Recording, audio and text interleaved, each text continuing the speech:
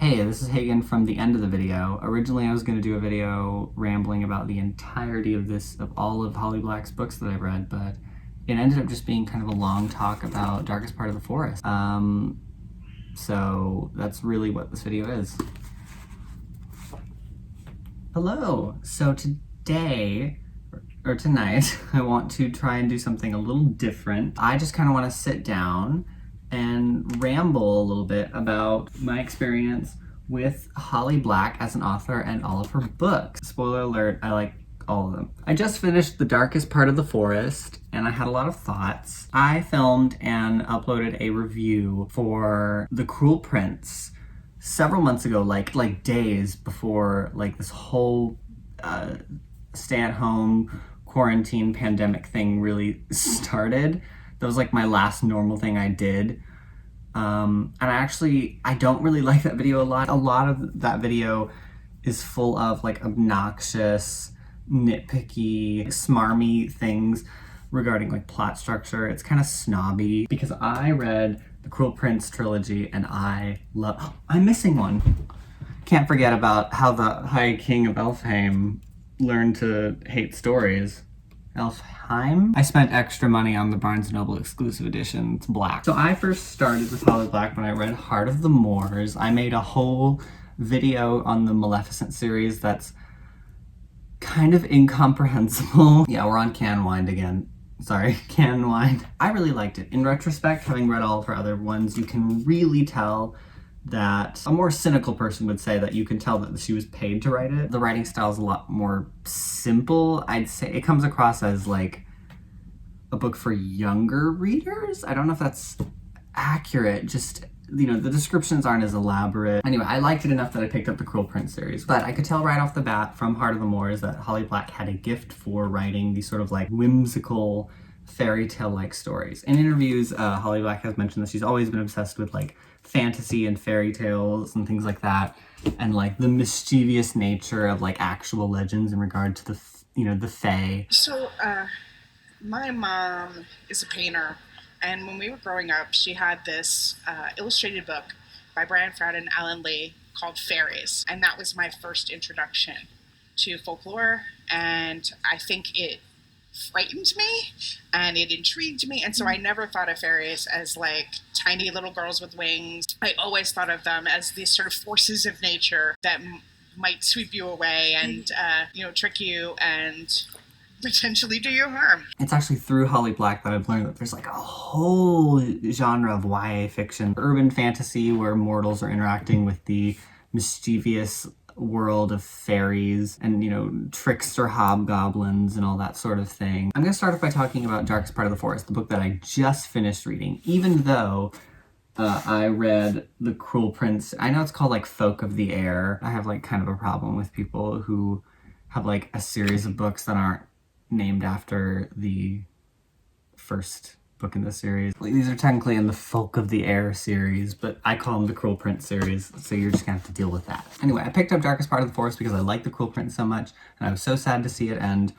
This book came out way before the Cruel Prince series, and like, spoilers aside, I'm gonna spoil like all these books probably. I would highly recommend that if you were going to read this series, if you're planning to read both, read this one first, because just to kind of put it very bluntly, I liked this book, but this book definitely walked so Cruel Prince could run, if that makes sense. When I first kind of got interested in the idea of getting The Darkest Part of the Forest, I was really drawn to the sort of very whimsical fairy tale-like premise. Hazel and her brother Ben live in Fairfold, where humans and the folk exist side by side.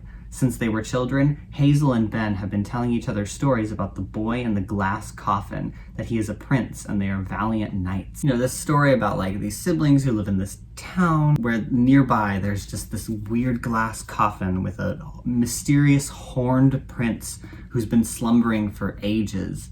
I found that very interesting. Based on that description, I just kind of assumed it was going to be a very, where did I put it? Why did I put it over there?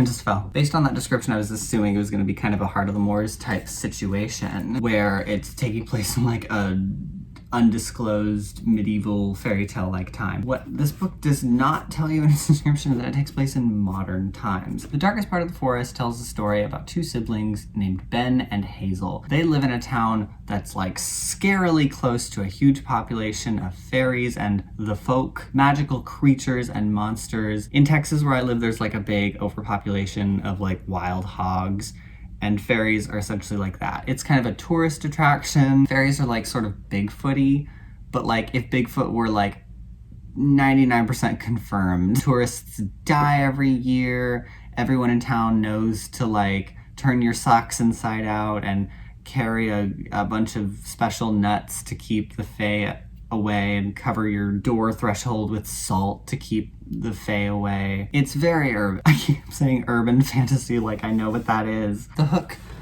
in this book is that there's this mysterious horned fairy boy.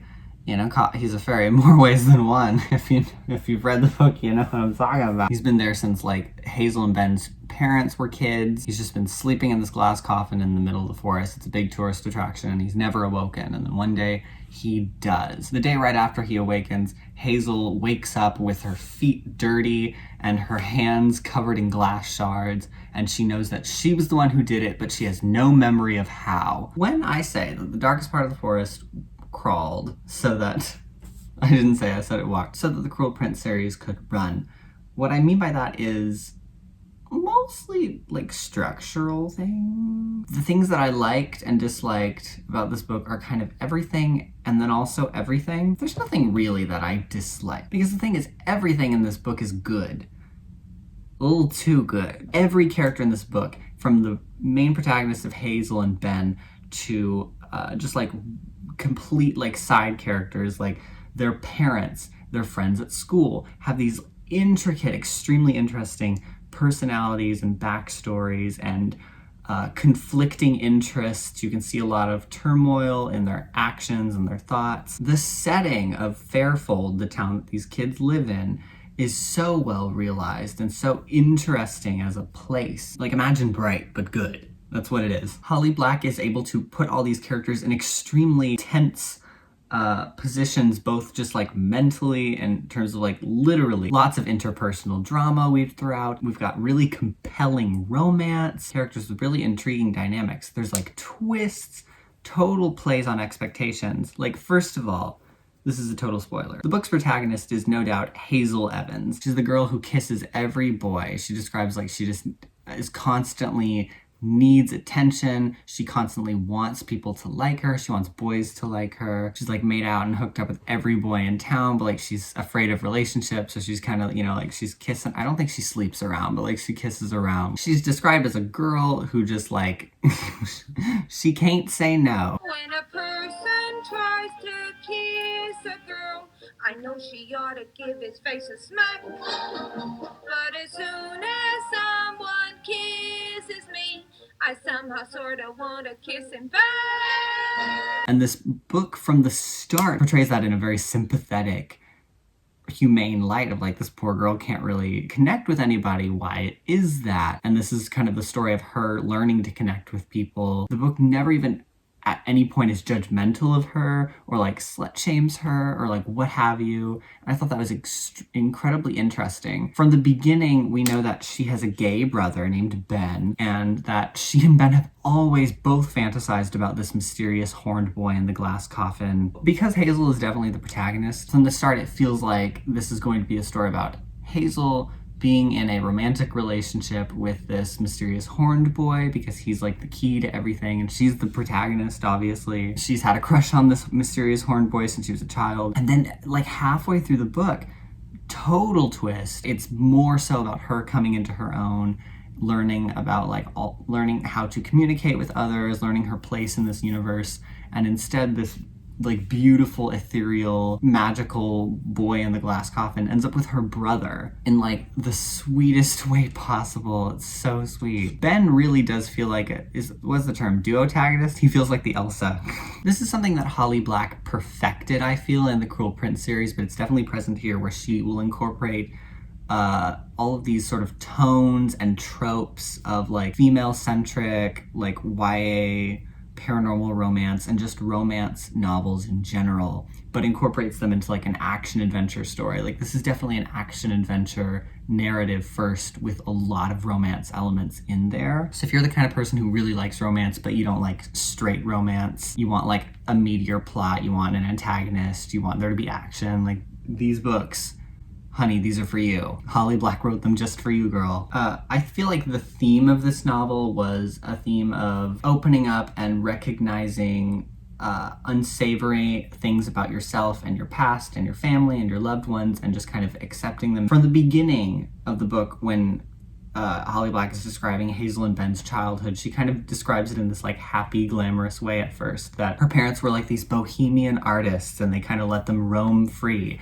and they always had these big impractical parties where the kids would like drink wine and do all these things. That Hazel and Ben were out there like just running around in the forest with all these scary monsters. Hazel literally spent like several years of her life just slaying monsters. They found a dead body in the woods. One of their friends had been killed by a magical monster.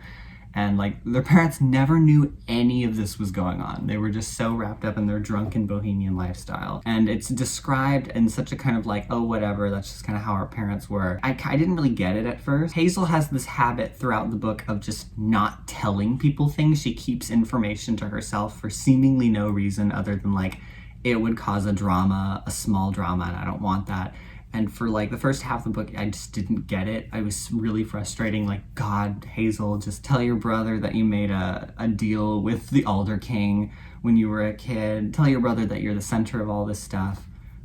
Just tell someone something, and she just won't. And it really clicked near the end when Hazel's love interest, Jack, says, you talk about your life like it's just going so well and everything's fine, but I can really easily tell that it's not. He's like, I remember hearing other kids and hearing other parents talk about how your parents would treat you, and how the example he uses is that one time somebody saw you and your brother eating food out of the dog bowl, and how you told me that one time like it was a joke. You guys act like your childhood was this big, fun, bohemian adventure, but I remember seeing like how much it was not fun for you and how you've just repressed all those memories. And you realize this is really a story about repressing unpleasant memories and thoughts that you have about people that you truly love and that you trust. And I don't really know where I'm going with this, but like Ben and Hazel both have a lot of baggage. One of the things that really interested me is that Ben and Hazel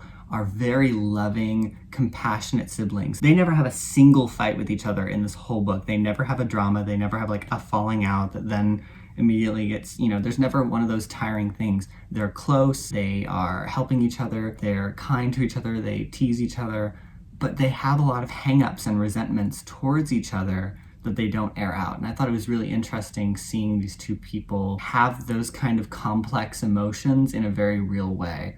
So that's, I think, what the heart of this book is about. And that was really cool. A lot of interesting side characters, like the parents. Again, they begin the story as these like irresponsible bohemians living this drunken life. And then by the end of it, they're like very basic, normal suburban parents where, Hazel describes as like, my parents grew up, like they became normal. Hazel's love interest is named Jack. There's this whole subplot where there's this like fairy lady who stole one of the neighbor's babies and replaced it with like a changeling. And the mom was like, I can tell that this isn't my baby. And so then she tricked the fairy lady into bringing back her original baby. And then she's like, you tried to give up your baby and just give it to me.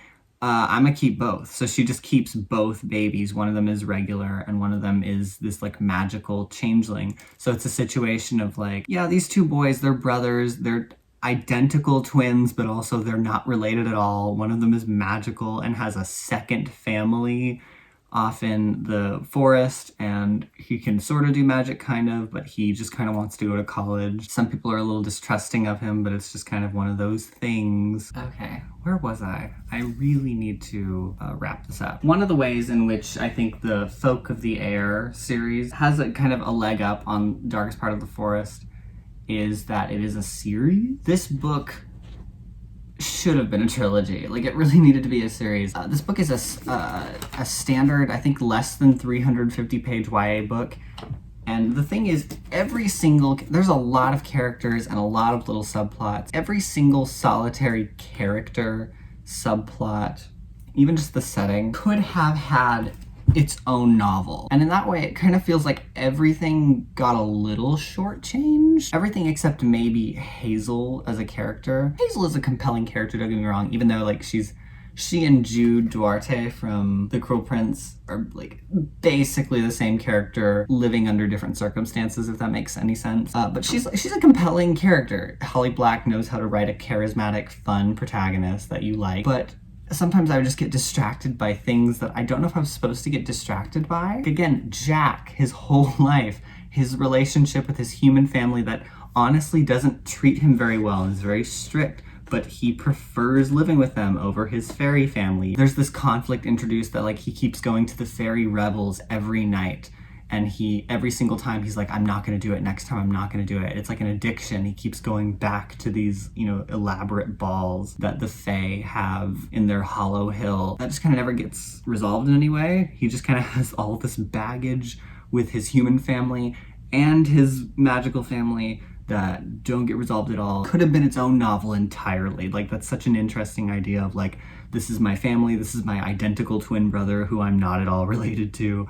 That's cool. I loved Ben and Severin, the gay couple in here. Like, Holly Black really said gay rights. She said gay rights in both this and Cruel Prince. I was like, yeah, these books are awesome. But parts of it did seem a little underwhelming. Right at the penultimate battle, Severin is like, I love you, Ben Evans. I've always loved you. I'm always going to love you. He declares his love. Ben never gets a chance to say I love you back. And we never see Severin again. Later on, Hazel awakens after the battle in one of those scenes, and it's like, oh yeah, me and Severin are like an item now. I told him I loved him back to him, and we kissed off screen somewhere. A lot of stuff that I felt like just couldn't be shown because it's such a tight novel. This is kind of what annoys me when I see people criticize like romance novels. People used to criticize Twilight because it had, quote unquote, no plot. That was all fluff. But I wish this book had more fluff. This book does not have time for fluff. In my original video, I criticized The Cruel Prince for being like a lot of meandering, nothing going on type stuff, and that it's mostly just character bits. That's actually great. That's this series' biggest strength. This book captures so beautifully what I said earlier. Holly Black is so good at marrying these sort of like romance tropes with an action-adventure story. Even though these books are full of so much action, and they are like total page turners, I don't think there's a single book in this series that I didn't finish within the day or the next day or two after I picked it up. There's still a lot of fluff, a lot of characters just interacting with each other, a lot of calm little moments. Darkest Part of the Forest does not have time for that. It is all action all the time because this is a story with 1,000,000,007 moving parts, and they really can't waste time having characters just kind of chill out and discuss their feelings. There's like one scene in the whole book where the characters are just kind of chilling out, and it's the scene between Ben and Severin, which love that for them. But I don't know, I remember reading it thinking that this feels really rushed. I wish this were a series. But Holly Black, if you want to write more books in this series, if you want to like Midnight Sun this and do like a Darkest Part of the Forest from like Ben's point of view, that would be really cool. I gave it a 3-star on Goodreads, but like, I'm kind of obsessed with it. I kind of want to immediately reread it. I finished about 2 days ago, and I have spent the past 2 days in a weird state because I felt unsatisfied by this book, and not in the way of like, well, that was a bad book and now I'm in a bad mood, but in the sense of like, wow, did I love this setting? Wow, did I love these characters? Wow, did I love everything that she had to offer? But there's so little of it. I've been reading so much fan fiction just because I need more interaction with these characters. Like, in that way, I kind of would say, if you're interested in both of these series, read this one first, because if you read Cruel Prince, this is gonna kind of feel like a downgrade, even though I think it's still a really good book. I wish it had been longer / been a series. While we're on the topic, like, I read the whole Cruel Prince series, including the including the DLC book, They're all good. I'd recommend all of these books. I really liked them. Please pick up Heart of the Moors because I need more Maleficent fans in my life. And I think that's it.